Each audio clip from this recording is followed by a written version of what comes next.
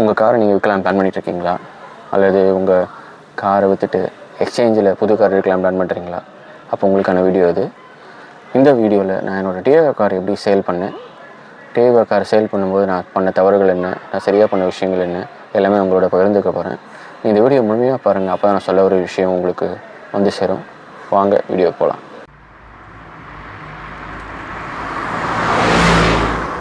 நான் டியோகா காரை விற்கலான்னு முடிவு பண்ணப்போ நான் பண்ண ஃபஸ்ட்டு விஷயம் என்னென்னா, காரை ஃபஸ்ட்டு ரெடி பண்ணணும். ஏதாவது ஸ்க்ராச்சஸ், மைனர் டென்ஸ் ரெடி பண்ணிங்கன்னா புது ஓனருக்கு போகும்போது அந்த டென்ஸ் ஸ்க்ராச்சஸ் இருக்கக்கூடாது. அவங்க கொடுக்குறது ஒரு நல்ல ஒரு ப்ராடக்டாக கொடுக்கணும் அப்படின்னு நினச்சேன். ஸோ நான் வாங்கி ஒரு 4 years ஓட்டினேன். ஸோ அங்கங்கே சில ஸ்க்ராச்சஸ் இருந்தது. இன்ஃபேக்ட் சைட் மிரர் கூட உடஞ்சிருந்தது. ஸோ நான் அது கம்பெனிலே கொடுத்து முதல்ல சரி பண்ணி பாடி ஒர்க்லாம் பண்ணேன். ரெண்டாவது பாடி ஒர்க்லாம் பண்ணிவிட்டு கொஞ்சம் ஸ்க்ராச்சஸ்லாம் இருந்தது. அதுவும் லோக்கல் பாடி ஷாப்பில் கொடுத்து சரி பண்ணேன். கம்பெனியில் போனால் ரொம்ப ப்ரீமியம் ரேட் சார்ஜ் பண்ணுறாங்க. ஸோ நான் அந்த 4 வருஷத்தில் சில பாடி ஷாப்ஸ் நான் பார்த்து வச்சுருந்தேன். அவங்களுக்கு உண்மையாக பார்த்தீங்கன்னா கம்பெனி அளவு ஈக்குவலண்ட்டான அவுட்புட் தராங்க. பெயிண்ட் மேட்சிங் நல்லா இருந்தது. ஸோ நான் ஒருத்தர்கிட்ட பாடி ஒர்க் கொடுத்துருந்தேன் 3 years முன்னாடி. ஸோ வெளியில் கொடுத்துருந்தேன். அவங்க நல்லா பண்ணி கொடுத்தாங்க. இப்போ வரைக்குமே எனக்கு அந்த காரில் அந்த பெயிண்ட் ஃபேட் ஆகலை. கரெக்டாக அப்படியே பெயிண்ட் மேட்ச் ஆகி பக்காவாக இருந்தது. ஸோ புது ஓனருக்கு போகணுங்கிறதுனால ஃபஸ்ட்டு நான் அந்த காரை அவருக்கு ஒழுங்காக ரெடி பண்ணி கொடுத்தேன். நான் இனிஷியலாகவே டயர்ஸ் ஒரு 1 year விற்கிறதுக்கு 1 year முன்னாடி மாற்றிட்டேன். ஏன்னா டயர்ஸ் ரொம்ப வெடிச்சிருந்தது. நான் இப்போ விற்க பிளான் இல்லை, பட் ஆனால் மாற்றிட்டேன். ஸோ பாடி ஒர்க்கும் பண்ணிவிட்டு ஆல்மோஸ்ட் ஒரு 4,000 5,000 ஸ்பெண்ட் பண்ணேன். ஸோ அதனால் நான் வண்டியை ரெடி பண்ணிவிட்டு கொடுத்தேன். ஸோ முதல்ல உங்கள் வண்டியில் ஏதாவது மைனஸ் ஸ்க்ராட்ச் டென்ஸ் இருந்த வெறும் பாலிஷ் மட்டும் பண்ணாமல் தயவுசெய்து பாடி ஒர்க் பண்ணுங்கள். ஏன்னா அதோடய வேல்யூ உங்களுக்கு விற்கும்போது தான் உங்களுக்கு தெரியும் அது. ஸோ கார் ரெடி பண்ணியாச்சு. ரெடி பண்ண அப்புறம் யார்கிட்ட விற்கலான்னு பார்த்தா லிமிட்டட் ஆப்ஷன்ஸ் இருந்துச்சு. OLX கார்ஸ் ஆக்சுவலி என் ஃப்ரெண்டுக்கு நல்ல ரேட் கொடுத்தாங்க. OLX கார்ஸ் கூட ட்ரை பண்ணேன். ஆனால் பார்த்தா இப்போ அவங்க ஃபங்க்ஷனில் இல்லை. ஸோ அதனால் வேறு வழி இல்லாமல் நான் கார்ஸ் 24 ஸ்பின்னி அதை விட்டால் கார் வாலையில் ஆட் போடலாம் அப்படின்னு பார்த்தேன். அதோட தெரிஞ்ச நண்பர்களுக்கும் வாட்ஸ்அப் அப்புறம் சில டெலிகிராம் அந்த மீடியம்ஸ்லையும் ஷேர் பண்ணேன். பெருசாக ரெஸ்பான்ஸ் இல்லை. நான் அது ஆக்சுவலாக பார்த்தீங்கன்னா 1 month முன்னாடி தான் ஆரம்பித்தேன். எப்போ என்னோடய புது நெக்ஸான் காரை புக் பண்ண போகிறோன்னா அதுக்கு 1 month முன்னாடி தான் ஆரம்பித்தேன். இப்போ OLX இல்லை. ஸோ ஸ்பின்னி ஆர் கார்ஸ் 24 தான் இது பண்ணணும். அதை விட்டால் tata exchange. First tata exchange கூப்பிட்டேன். அவங்க வண்டியை பார்த்துட்டு அடிமாட்டு விலை கேட்டாங்க. நீங்கள் சொன்னால் நம்ப மாட்டீங்க, 2.5 lakhs கேட்டாங்க வண்டியை. இது வண்டி பார்த்திங்கன்னா கிலோமீட்டர் ரன் ரொம்ப கம்மி, 21,000 இந்த மொத்தம் ஓடி இருந்தது. வண்டி நல்லா மெயின்டைன் பண்ணியிருந்தேன். நான் சொன்னேன் ஏற்கனவே பாடி ஒர்க்லாம் பண்ணியிருந்தேன் அப்படின்னு. ஸோ அடிமாட்டு விலை கேட்டாங்க. எனக்கு அது பிடித்தம் இல்லை. கேட்டு அவங்க என்ன பண்ணுறாங்க பார்த்தீங்கன்னா, அவங்க வாங்கிட்டு மறுபடியும் ஸ்பின்னிக்கு தான் கை மாற்றி விட்றாங்க. நம்ம எடுக்கிற இடத்துலையே அவங்க ஸ்பின்னியை கூப்பிட்டு 2.5 என்கிட்ட எடுத்துகிட்டு அவங்க மறுபடியும் 2.7 or 2.8 ஸ்பின்னிக்கு மாற்றி விட்றாங்க. நான் ப்ரைஸ் இம்ப்ரூவ் பண்ண முடியாது அப்படின்னு கேட்டப்போ அவங்க ஒரே வார்த்தை சொன்னாங்க, நான் 2.7 or 2.8 பண்ணலாம், அதுக்கு மேலே எங்களால் பண்ண முடியாதுன்ற மாதிரி சொன்னாங்க. சரி வேறு வழி இல்லாமல் அப்புறம் நான் ஃபஸ்ட்டு கார்ஸ் 24 கூப்பிட்டேன்.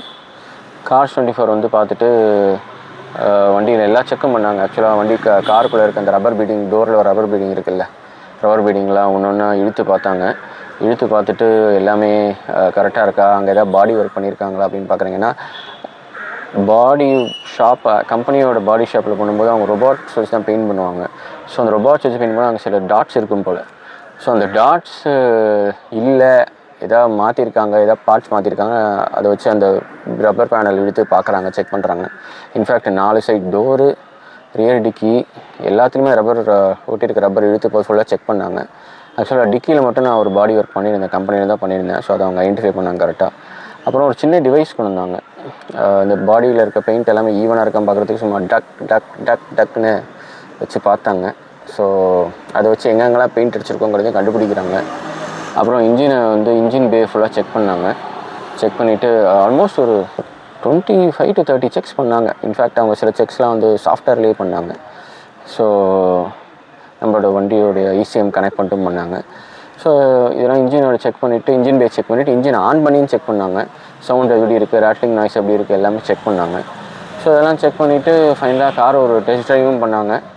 அப்புறம் டெஸ்ட் ட்ரைவ் பண்ணும்போது காரோட AC health, car gear shift பண்ணும்போது என்னென்ன பிஹேவியர் எப்படி இருக்குது, காரோட ரெஸ்பான்ஸ் எப்படி இருக்குது, எல்லாமே செக் பண்ணி ஒரு ரிப்போர்ட்டை கொடுத்தாங்க.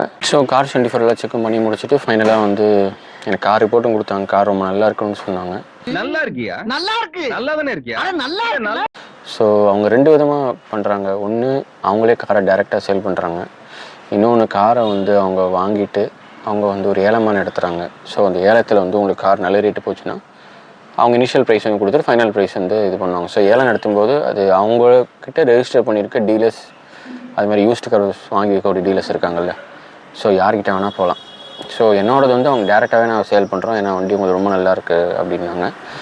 ஸோ அவங்க ஃபைனலாக எனக்கு கொடுத்த ப்ரைஸ் என்ன பார்த்தீங்கன்னா 3.56 இன்க்ளூடிங் டாக்குமெண்டேஷன் சார்ஜஸ் சொல்லிட்டு ஒரு 5,000 எடுத்துட்டாங்க. ஸோ ஆல்மோஸ்ட் ஒரு 3.65 என்னமோ வந்தது, ஒரு 3.70 வந்து எக்ஸாக்டாக சொன்னால் 70ல் 3.56 தான் எனக்கு கொடுத்தாங்க ஆஃப்டர் டாக்குமெண்டேஷன் சார்ஜஸ் அப்படின்னு.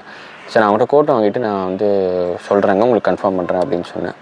அவங்க இந்த கோட் வந்து ஒரு 2 வீக்ஸ் டைம் இருக்குது, நீங்கள் அதுக்குள்ளே நீங்கள் என்ன முடிவு வேணால் எடுத்துக்கோங்க அப்படின்ற மாதிரி அவங்க சொன்னாங்க. ஸோ 2 வீக்ஸுக்குள்ளே நான் வந்து ஸ்பின்னியும் கூப்பிட்டேன். ஸ்பின்னி வந்து பார்த்துட்டு அவங்க ரொம்ப அடிமாட்டு ரேட்டு கேட்டாங்க. டாட்டாவோட ஒரு 30,000-40,000 கேட்டாங்க. ஸோ அவங்க ஒரு 3 lakhs தான் கேட்டாங்க. ஸோ ஸ்பின்னி வந்துட்டு இதே செக்ஸ் தான், இவங்களும் இதே தான் பண்ணாங்க. ஸ்பின்னி சிலது கொஞ்சம் எக்ஸ்ட்ராவும் பண்ணாங்க, ஆனால் அவங்க அடிமாட்டு ரேட் கேட்டாங்க. ஸோ 3 lakhsனாலே நமக்கு அது செட் ஆகலை. ஸோ அப்புறம் என்ன பண்ணேன், கார் வாழையில் வந்து ஆடு போட்டேன், வீக்கெண்டில் ஆட் போட்டேன் சாட்டர்டேயில். ஸோ அது பார்த்தீங்கன்னா நிறைய தேர்ட் பார்ட்டி ஏஜென்ட்ஸ் கால் பண்ணாங்க, இந்த மாதிரி உங்களுக்கு கார் நான் வந்து நல்ல ரேட்டுக்கு விற்று தரேன், உங்களுக்கு 4 lakhs தரேன், 4.2 lakhs தரேன் அப்படின்னு சொல்லிட்டு சொன்னாங்க. எனக்கு ஏஜென்ட்ஸ் மூலமாக போக இது விருப்பம் இல்லை. ஸோ நான் என்ன பண்ணேன், டேரெக்ட் ஓனர்ஸ், அதாவது டேரெக்டாக வாங்கக்கூடிய பையர்ஸ் அவங்களுக்கு மட்டும் தான் பண்ணலான்ற மாதிரி இருந்தேன். ஸோ நானுமே வந்து டேரெக்டாக வாங்குறவங்களுக்கு நேம் ட்ரான்ஸ்ஃபர் நம்மளே பண்ணி கொடுத்துடலாம் அப்படின்ற ஒரு முடிவில் தான் இருந்தேன். அவங்க வந்து பே பண்ண வேண்டாம், ஸோ நமக்கு ஒரு பெனிஃபிட் இருக்கும், அவங்களுக்கு ஒரு பெனிஃபிட் இருக்கும்னு சொல்லிட்டு 3.8 3.9 இது இப்போ வரைக்கும் போகலாம் அப்படின்னு தான் நான் நினச்சிட்டே இருந்தேன். ஸோ நேம் ட்ரான்ஸ்ஃபர் நம்மளே பண்ணி கொடுக்கலான்ற ஒரு ஆஃபரும் போட்டு தெரிஞ்சவங்க எல்லாருக்குமே ஷேர் பண்ணி வாட்ஸ்அப் ஸ்டேட்டஸ் வச்சேன். நிறைய பேர் கொஞ்சம் ரீச் பண்ணாங்க, ஆனால் யாருமே நமக்கு டர்ன் அவுட் ஆகலை. இது எல்லாமே நம்ம 1 month டைமுக்குள்ளே முடிச்சாகணும், ஏன்னா அப்போ தான் நான் வந்து புக்கிங்கும் பண்ண முடியும். எனக்கு டிசம்பர் மந்தில் தான் நான் வண்டி புக்கிங் பண்ணேன் நெக்ஸானுக்கு. ஸோ புக்கிங் பண்ண அமௌண்ட் எனக்கு வேணும், கொஞ்சம் மீதி லோன் போகிறோம், கொஞ்சம் கையில் கேஷ் இருக்கும் போகிறதுனால இது எல்லாமே 1 month முடியணுங்கிறதுனால கொஞ்சம் ஹெக்டிக்காக போச்சு. அப்புறம் ஃபைனலாக வேறு வழி இல்லாமல் நான் வந்து கார்ஸ் 24க்கு என்னோடய காரை சேல் பண்ணிட்டேன். கார்ஸ் 24 சேல் பண்ணிவிட்டு அவங்க வண்டியை வந்து எடுத்துகிட்டு போக வந்தாங்க. எடுத்துகிட்டு போக வரும்போது அவங்களே வந்து வண்டியை வந்து இன்னும் ஒரு தடவை முடிச்சுமா செக் பண்ணாங்க. செக் பண்ணிவிட்டு எல்லாம் ஓகே, வண்டியில் இருக்க ஐட்டம்ஸில் எடுத்துக்கோங்க அப்படின்னு நாங்கள் எடுத்துகிட்டு வண்டி கிளம்புறதுக்கு ஒரு 10 minutes 15 minutes முன்னாடி அந்த அமௌண்ட்டை நேராக அக்கௌண்ட்லேயே போட்டாங்க. ஸோ இந்த அமௌண்ட் வந்து சீம்லெஸ்ஸாக என்னோடய அக்கௌண்ட்லேயே விழுந்துருச்சு. ஸோ இந்த எக்ஸ்பீரியன்ஸ் எனக்கு ஓகேவாக தான் இருந்தது. அப்புறம் தேவைப்பட்ட இந்த ஃபார்ம்ஸ் எல்லாமே சைன் வாங்கிட்டாங்க, நேம் ட்ரான்ஸ்ஃபர் ரிலேட்டட் ஃபார்ம்ஸ் எல்லாமே சைன் வாங்கி ரெடியாக வச்சுட்டாங்க. ஸோ அவங்க வந்து ஒரு கார் ப்ரொடெக்ஷன் பாலிசியும் கொடுத்தாங்க. இந்த மாதிரி வந்து இந்த காருக்கு ஏதாவது லீகல் இஷ்யூஸ் வந்ததுன்னா, ஆஃப்டர் சேலுக்கு அப்புறம் லீகல் இஷ்யூஸ் வந்தது அப்படின்னா அதை நாங்கள் பார்த்துக்குறோம் அப்படின்ற மாதிரி ஒரு ப்ராமிஸும் கொடுத்து அதுக்கு ஒரு ப்ரொடெக்ஷன் பாலிசி, இந்த டாக்குமெண்டேஷன் சார்ஜில் 15,000 வாங்குறாங்கல்ல, ஸோ அதில் இது கவர் ஆகுது போல். ஸோ அதுவும் கொடுத்தாங்க. இந்த காரை விற்றதுக்கப்புறம் எனக்கு பார்த்திங்கன்னா வந்து விற்று ஒரு 3-4 நாள் கழிச்சிருக்கும்னு நினைக்கிறேன். ஒரு ஜென்யூன் ஓனர் ஒருத்தர் வந்து 4 lakhsக்கே வாங்க வந்தார். 3.94K நான் வாங்கிக்கிறேன் ஜி, நீங்கள் 3.94 எனக்கு 3.9 பெட்டராக இருக்கும் வாங்கிக்கிறேன் அப்படின்னாரு. ஸோ நான் அப்போ தான் ரியலைஸ் பண்ணேன், நம்ம காரை வந்து புக்கிங் அமௌண்ட்டு கொடுத்து அன்றைக்கி வண்டியை நம்ம எடுக்க போகிற டிசம்பர் மந்தில் வந்து இந்த மாதிரி காரை விற்கிறோம் முடிவு பண்ணிட்டா, நம்ம அதுக்கு ஒரு 3-4 months முன்னாடியே நம்ம காரை விற்று கேஷ் அக்கௌண்ட்டை ரெடியாக வச்சுக்கணும். ஏன்னா அந்த 1 month கொடுத்தாலும் நிர்பந்தத்தினால தான் ஒரு வழி இல்லாமல் தான் நான் வந்து கார்ஸ் 24 கொடுத்தேன். இதுவே வந்து நான் வந்து இன்னொரு 3-4 months முன்னாடி பண்ணியிருந்தேன், இன்னும் கூட டைம் எடுத்து 3-4 months வெயிட் பண்ணி ஃபைனலாக கார்ஸ் 24 ஸ்பின்னிக்கு போயிருப்பேன். ஸோ அப்போ ஜென்யூன் ஓனர்ஸுமே நம்ம கொடுத்துருக்கலாம். ஸோ அந்த பெனிஃபிட் ஓனர்ஸ்க்குமே போயிருக்கும். இப்போ கார்ஸ் 24 பார்த்தீங்கன்னா என்கிட்ட அந்த காரை வாங்கிட்டு அவன் வந்து காரை என்கிட்ட டிசம்பரில் வாங்கினான். ஜனவரி மட்டுலேயே என் காரு அவன் சைட்டில் போட்டு ஜனவரி எண்டுக்குள்ளேயே கார் சேல் ஆகிடுச்சு. இன்ஃபேக்ட் அவன் எவ்வளோக்கு விற்றுருக்கான் அப்படின்னா அரௌண்ட் 4.25க்கு விற்றுருக்கான். ஸோ என்கிட்ட வந்து 3.56க்கு வாங்கிட்டு அவன் 4.25க்கு விற்றுருக்கான் அவன் சைட்டில். இது வந்து 2018 மாடல் 2019 ரெஜிஸ்ட்ரேஷன், இது டியாகோ இது. ஸோ அந்த நேம் ட்ரான்ஸ்ஃபருக்கு பார்த்தீங்கன்னா நான் ஃபாலோ பண்ணிட்டே இருந்தேன். அவங்க இனிஷியலாக வந்து கார்ஸ் 24 எனக்கு அப்டேட்டே தரல, நான் அவங்கள விடாமல் ஃபாலோ பண்ணிட்டே இருந்தேன். அப்புறம் பார்த்தீங்கன்னா ஒரு நாள் திடீர்னு ஒருத்தவங்க கால் பண்ணாங்க. அவங்க தான் வந்து கார்ஸ் 24 புரோக்கர் போல். ஸோ அவங்க கால் பண்ணிவிட்டு இந்த மாதிரி நேம் ட்ரான்ஸ்ஃபர் நாங்கள் பண்ண போகிறோம், நாங்கள் வந்து புரோக்கர் மாதிரி ஒர்க் பண்ணுவோம், இந்த மாதிரி கார்ஸ் 24க்கு எங்கே இருந்தாலும் நேம் ட்ரான்ஸ்ஃபர் பண்ணி கொடுப்போம்னாங்க. ஸோ அவங்க வந்து ஒரு ஓனருக்கு நேம் ட்ரான்ஸ்ஃபர் பண்ணுறோம், உங்களுக்கு எல்லாமே ஃபைனலைஸ் ஆகிடுச்சு அப்படின்னாங்க. ஸோ அவங்க கால் பண்ணி ஒரு 2 weeks 3 weeksல நேம் ட்ரான்ஸ்ஃபர் ஆகிடுச்சு. ஸோ ஸோ கார் விற்கும்போது நேம் ட்ரான்ஸ்ஃபர் ஏன் முக்கியங்கிறது நீங்கள் உங்களுக்கு தெரிஞ்சுக்கணும். ஸோ நேம் ட்ரான்ஸ்ஃபர் ஆகலைன்னா என்னென்ன இம்ப்ளிகேஷன்ஸ் வரும்ன்றது ஒரு இன்சிடென்ட் மூலமாக நான் சொல்ல விரும்புகிறேன் உங்களுக்கு. என்னோடய ஃப்ரெண்டோட அப்பா அவர் வந்து ஒரு 6-7 இயர்ஸ் முன்னாடி ஒரு காரை கோயம்புத்தூரில் விற்றுருக்காரு. ஃபார்ம்ஸ் எல்லாமே சைன் போட்டு கொடுத்துட்டாரு. ஃபார்ம்ஸ் எல்லாமே சைன் போட்டு கொடுத்தோன்னா என்ன இருக்குது, அவன் கேஷ் கொடுத்துருக்கான், நேம் ட்ரான்ஸ்ஃபர் பண்ணிவிடுவான்னு நம்பிக்கையில் ஒரு வண்டியை கொடுத்துட்டார் அந்த செகண்ட் ஓனர்கிட்ட. ஆனால் அவன் கடைசி வரைக்கும் நேம் ட்ரான்ஸ்ஃபர் பண்ணவே இல்லை. அவன் ஒரு 2 வருஷம் ஓட்டிட்டு மறுபடியும் இன்னொரு ஆள் கை மாற்றி விட்ருக்கான் இதே ஃபார்ம்ஸோட. ஸோ ஃபஸ்ட் ஓனர் பேர்லேயே இருந்திருக்கு, நேம் மாறலை. செகண்ட் அவன் என்ன பண்ணியிருக்கான், மறுபடியும் இன்னொரு ஆள் தேர்ட் ஓனருக்கு மாற்றிருக்கான். அந்த தேர்ட் ஓனர் அவனும் இவர்கிட்ட கேஷ் கொடுத்துட்டு வண்டியை வாங்கிட்டு அவனும் நேம் ட்ரான்ஸ்ஃபர் பண்ணவே இல்லை. ஸோ திரும்பவும் ஃபஸ்ட் ஓனர் பேர்லேயே இருந்திருக்கு. அவன் மறுபடியும் என்ன பண்ணியிருக்கான், ஒரு கேரளாவில் இருக்க ஒருத்தருக்கு வண்டியை விற்றுருக்கான். அந்த வாங்கினவனும் அவனும் ஃபஸ்ட் ஓனர் பேர்லேயே ஓட்டியிருக்கான். நேம் ட்ரான்ஸ்ஃபரே ஆகலை. டாக்குமெண்ட்ஸ் எல்லாம் அவங்ககிட்டே தான் இருக்குது. ஸோ நிறைய பேர் என்ன பண்ணுறாங்க, காரை வந்து விற்ற அப்புறம் நேம் ட்ரான்ஸ்ஃபர் ஒழுங்காக ஆகுது ஆகலைன்னு ஃபாலோ பண்ண மாட்டேன்றாங்க. அது ஒரு அட்வான்டேஜாக போய்ட்டு தான் செகண்ட் ஓனருக்கு. சில பேர் வந்து வண்டி வாங்கிட்டு அந்த வண்டியோட ரீசேல் வேல்யூ குறைங்கிறதுக்காகவே அவங்க நேம் ட்ரான்ஸ்ஃபர் பண்ணாமல் வச்சுக்கிறாங்க. சில பேர் நம்ம அவங்க பேரில் இது பண்ணிக்கலான்ற மாதிரி வச்சுருக்காங்க. ஆனால் சில பேர் மட்டும் தான் ஜென்யூனாக நேம் ட்ரான்ஸ்ஃபர் பண்ணுறாங்க. ஸோ அதை நீங்கள் முக்கியமாக ஃபாலோ பண்ணிக்கோங்க. ஸோ கேரளாவில் ஒரு பெரிய ஆக்சிடெண்ட்டில் இந்த வண்டி மாட்டிக்கிச்சு. ஸோ யார் மேலேயும் மோதி இருக்கான், யாருக்கோ அடிபட்டிருக்கு. நான் ஃபுல் டீட்டெயில்ஸ் போக விரும்பல. அடிபட்டோன்னு என்ன இருக்குது, கோர்ட்டில் கேஸ் ஹியரிங்க்கு வந்திருக்கு. அப்போ வண்டியோட ஃபஸ்ட் ஓனர் யாருன்னா அவங்க அப்பா பேர் தான் காமிச்சிருக்கு. கோர்ட்டில் கூப்பிட்டு கேட்குறாங்க, நீங்கள் ஏன் இப்படி வந்து மோதினீங்க அப்படின்னு கேட்டோம். அது இல்லைங்க, நான் வந்துட்டு வண்டியை விற்றுட்டு நான் வந்து சைன்லாம் போட்டு கொடுத்துட்டேன், அவங்க நேம் ட்ரான்ஸ்ஃபர் பண்ணல அப்படின்னு சொல்கிறாங்க. கோர்ட்டில் என்ன சொல்கிறாங்க கிளியராக, லா படி அன்லெஸ் அண்ட் அன்டில் வண்டி பேர் மாறாத வரைக்குமே இது உங்கள் வண்டி தான். இது வண்டி நேம் மாறுதை நீங்கள் தான் வந்து கன்ஃபார்ம் பண்ணணும் ஆஸ் அ ஓனர். நீங்கள் அதை கன்ஃபார்ம் பண்ண தவறிட்டீங்க அப்படின்னு சொல்லிட்டு அந்த ஆக்சிடென்ட்னால் ஏற்பட்ட பொருட்களுக்கும் அவங்களுக்கு அடிப்பட்டவங்களுக்கும் இழப்புகள் நீங்கள் தான் தரணும் அப்படின்னு சொல்லிட்டு ஒரு 10 lakhs கிட்ட அவங்க அப்பா கிட்ட வாங்கிட்டாங்க. அவங்க அப்பா வந்து ஃபினான்ஷியலி வெல் ஆஃப்ங்கிறதுனால அவர் கொடுக்க முடிஞ்சது. ஆனாலும் 10 lakhsமே அவங்களுக்கு கொஞ்சம் பெரிய அமௌண்ட் தான். ஸோ நல்ல வேலை யாருக்கும் உயிர் சேதம் ஆகலை. உயிர் சேதம் ஆகியிருந்தால் இன்னும் வேறு மாதிரி போயிருக்கும். ஸோ நான் சொல்ல வர்றது என்னென்னா, இந்த விஷயத்தில் யாரையும் நம்பாதீங்க. நேம் ட்ரான்ஸ்ஃபர் ப்ராப்பராக பண்ணிவிட்டு நீங்கள் வண்டியை கொடுங்க. நீங்களே வெளியில் தனியாக கொடுக்கும்போது, இல்லை இந்த மாதிரி Cars24 இல்லை ஸ்பின்னி அவங்கலாம் கொடுக்கும்போது நேம் ட்ரான்ஸ்ஃபர் ஆகுதுங்கிறது கடைசி வரைக்கும் கன்ஃபார்ம் பண்ணுங்கள். ஸோ இந்த வீடியோவில் நான் சொல்லக்கூடிய 3 லெசன்ஸ் என்னென்னா, வண்டியை நீங்கள் எக்ஸ்சேஞ்ச் முடிவு பண்ணிட்டீங்க அப்படின்னா, வண்டியை நீங்கள் எடுக்க போகிற அந்த மந்த்து அதுக்கு ஒரு 3 months முன்னாடியே இந்த ப்ராசஸ் ஸ்டார்ட் பண்ணிவிடுங்க.